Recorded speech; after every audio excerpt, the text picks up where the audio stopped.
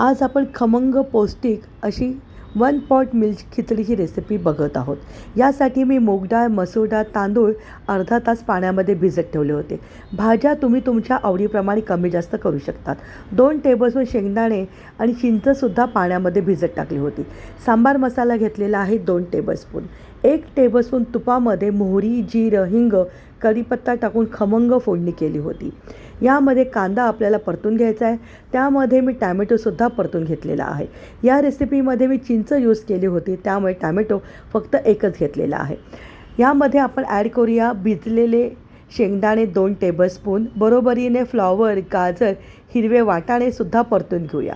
2 tablespoon sambar मसाला घातला आहे, 1 tablespoon Kashmiri red chilli powder, स्वादाप्रमाणे हळद घातलेली आहे, मीठ घातलेलं आहे आणि छानपैकी परतून घेतले। आता जे आपण डाळी भिजत टाकलं त्याच्यातलं पाणी काढून टाकायचं आहे, त्यालासुद्धा आपण परतून घेणार आहोत। जितकी आपली डाळ आणि भाज्या होत्या त्याच्या 3 पट प्रमाणामध्ये मी पाणी घातले। 3 कप पाणी चांगलं खळखळीत गरम करून मी यामध्ये ॲड केलेले आहे। कुकरमध्ये 1 पॉट मिल्क केल्यामुळे याला मी फक्त मध्यम आचेवरती 4 शिट्ट्या दिल्या होत्या। प्रोटीनने भरलेली आणि लो कॅलरीज अशी आपली खिचडी तयार झालेली आहे। जर तुम्ही डाएट करत असाल तर ही लो कॅलरीज खिचडी तुम्ही नक्की बनवू शकता। व्हिडिओ आवडला असेल लाईक करा आणि आमच्या चॅनलला सबस्क्राईब करा।